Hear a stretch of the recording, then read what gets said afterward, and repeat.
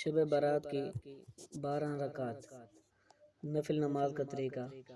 شعبان کی سب سے زیادہ افضل نماز یہ ہے کہ نبی پاک صلی اللہ علیہ وآلہ وسلم کے ارشاد پاک ہے، جس نے 12 نفل شعبان کی 15ویں رات کو پڑھ لیے اس کے لیے بسم اللہ الرحمن الرحیم تمام تعریفیں اس اللہ کے لیے ہیں جو غلبے والا، عطا کرنے والا، گناہ بخشنے والا، توبہ کرنے والا اور سخت عذاب دینے والا ہے۔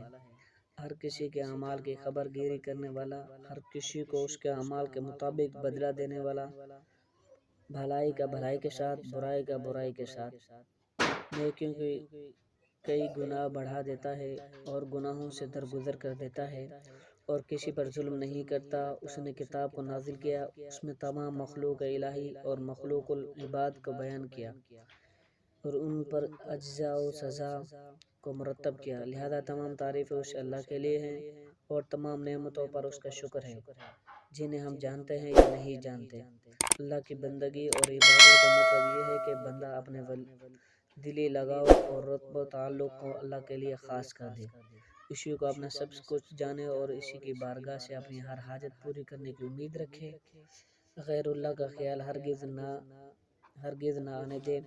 اللہ تعالیٰ کا بڑا کرم ہے، اس نے ہمیں عقل و شعور دیا اور اچھے برے کے درمیان تمیز کرنے کا سلیقہ عطا کیا تاکہ ہم اللہ کی رضا حاصل کر سکیں، لیکن اس کے لیے ضروری ہے ہم سب سے پہلے اللہ کی ذات پر سچے دل سے ایمان لائیں۔ اللہ کی ذات یکتا ہے، وہی تنہا عبادت کے لائق ہے، پوری کائنات کا پیدا کرنے والا ہے۔ ہم اپنا سر اسی کے آگے جھکائیں گے اور ہر حال میں اسی کی اطاعت و عبادت کریں گے، اس کے علاوہ نہ کسی کی عبادت کریں گے اور نہ اس کے حکم کے خلاف کسی کا حکم مانیں گے، تبھی جا کر اللہ تعالیٰ سے ہمارا رشتہ اور تعلق مضبوط ہو سکے گا۔ اللہ تعالیٰ فرماتا ہے، رسول اس پر ایمان لائیں جو ان کے رب کی طرف سے نازل ہوا۔ مومن بھی اللہ اور اس کے فرشتوں اور اس کی کتابوں اور اس کے رسولوں پر سب ایمان لائیں۔ اس آیت میں ایمان کے 4 درجے بتائے گئے ہیں۔ اللہ کی ذات، اس کے اسماء اور صفات پر ایمان لانا۔ اللہ ایک ہے، یکتا ہے، وہ ذات و صفات میں اس کا کوئی شریک نہیں، وہ ہر شے کا جاننے والا ہے، وہ ہر شے جس کا وہ ارادہ کرے اس پر قدرت رکھنے والا ہے اور ہر کوئی بھی اس قدرت اور علم سے باہر نہیں۔ فرشتوں پر ایمان لانا یہ اس طور پر ہے کہ فرشتے اللہ کے مخلوق ہیں، وہ ایک ذرہ بھی اللہ کے حکم کے خلاف نہیں کرتے بلکہ وہ معصوم ہیں اور ہر نافرمانی سے پاک ہیں۔ نیز اللہ اور انبیاء مرسلین کے درمیان احکام و پیغام کا ذریعہ ہے۔ اللہ تعالیٰ کی کتابوں پر ایمان لانا یہ اس طور پر ہے کہ اللہ نے جتنی بھی کتابیں اپنے رسولوں اور نبیوں پر نازل کیے وہ سب بلا شبہ برحق ہیں۔ قرآن کریم جیسا کہ پہلے دن نازل ہوا تھا ویسا ہی آج بھی ہے اور کسی بھی طرح کے رد و بدل سے قیامت تک پاک رہے گا۔ رسولوں پر ایمان لانا یہ اس طور پر ہو کہ وہ اللہ کے بندے ہیں اور سچے رسول ہیں اور ہر نافرمانی سے پاک اور معصوم ہیں، جن اللہ تعالیٰ نے اپنے بندوں کی طرف ہدایت کے لیے بھیجا ہے اور تمام مخلوقات سے افضل ہیں، اور ان میں سے بعض انبیاء اور رسول بھی بعض سے افضل ہیں۔ ہماری ظاہری اور باطنی زندگی میں ان تمام چیزوں پر ایمان لانا اسی قدر ضروری ہے جس قدر زندہ رہنے کے لیے سانس لینا ضروری ہے۔ اس کے ساتھ یہ بھی بات یاد رہے، اللہ کی بندگی ہی زندگی کا اصل مقصد ہے، کیونکہ یہی وہ ذریعہ ہے جس میں سے ایک بندہ اپنے معبود کی معرفت حاصل کرتا ہے اور دنیا و آخرت میں فلاح و کامرانی پاتا ہے۔ چنانچہ دنیا میں جتنے بھی انبیاء و مرسلین تشریف لائے سبھی نے اللہ وحدہ لا شریک پر ایمان لانے کے ساتھ اس کی عبادت و بندگی پر ہمیشہ زور دیا۔ اللہ تعالیٰ فرماتا ہے، اور ہم نے آپ سے پہلے کوئی رسول نہیں بھیجا مگر ہم اس کی طرف یہ وحی کرتے رہے کہ میرے سوا کوئی معبود نہیں، بس تم میری ہی عبادت کرو۔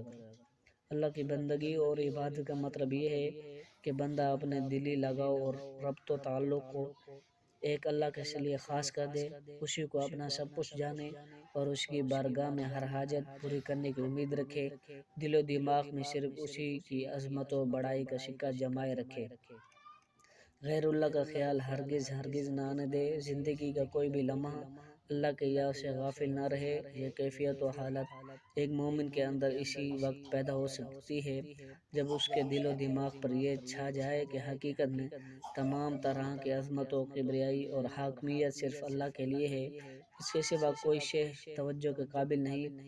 گویا زندگی کے ہر شعبے میں اللہ پیش نظر آئے۔ اب اگر کوئی مسلمان چاہتا ہے کہ اس کا تعلق حقیقت میں اللہ تعالیٰ سے ہمیشہ جڑ جائے، وہ اس صفت سے ہمیشہ آراستہ ہو جائے جو ایک مومن کی شان ہے اور سچے ایمان کی علامت ہے۔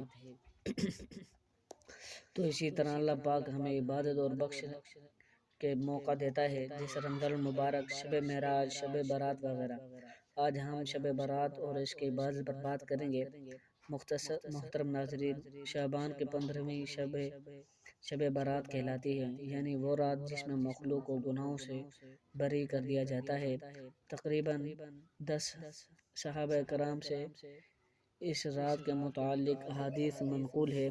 حضرت عائشہ صدیقہ رضی اللہ تعالی عنہ فرماتی ہے، شعبان کی 15ویں شب کو میں نے رسول پاک صلی اللہ علیہ وآلہ وسلم کو موجود نہ پایا تو میں تلاش میں نکلی کہ آپ جنت البقیع قبرستان میں ہیں۔ مجھے فرمایا، آج شعبان کی 15ویں رات ہے، اس رات میں اللہ آسمان پر دنیا پر نزول فرماتا ہے اور قبیلہ بنی کلب کی بکریوں کے بالوں کی تعداد سے بھی زیادہ گناہ گاروں کی بخشش فرماتا ہے۔ دوسری حدیث میں اسی سال پیدا ہونے والے ہر بچے کا نام لکھ دیا جاتا ہے۔ اس رات میں اس سال مرنے والے ہر آدمی کا نام لکھ دیا جاتا ہے۔ اس رات میں تمہارے اعمال اٹھائے جاتے ہیں، تمہارا رزق اتارا جاتا ہے۔ اسی طرح ایک روایت ہے، اس رات میں تمام مخلوق کی مغفرت کر دی جاتی ہے سوائے 7 لوگوں کے: مشرک، والدین کا نافرمان، کینہ رکھنے والا اور شرابی، قاتل، شلوار کو ٹخنوں سے نیچے رکھنے والا، چغل خور، اور ان 7 افراد کی اس عظیم رات میں بھی مغفرت نہیں ہوتی جب تک کہ یہ اپنے جرائم سے توبہ نہ کر لے۔ حضرت علی رضی اللہ تعالیٰ عنہ سے ایک روایت منقول ہے، اس رات میں عبادت کیا کرو اور دن میں روزہ رکھا کرو۔ اس رات سورج غروب ہوتے ہی اللہ تعالیٰ اپنے بندوں کی طرف متوجہ ہوتے ہیں اور اعلان ہوتا ہے، کون ہے جو گناہوں کی بخشش کروائے، کون ہے جو رزق میں وسعت طلب کرے، کون مصیبت زدہ ہے جو مصیبت سے چھٹکارا حاصل کرنا چاہتا ہو۔ اس حدیث کریمہ اور صحابہ کرام اور بزرگان دین کے عمل سے ثابت ہوتا ہے، اس رات میں 3 کام کرنے والے ہیں: قبرستان جا کر مردوں کے لیے ایصال ثواب اور مغفرت کی دعا کی جائے،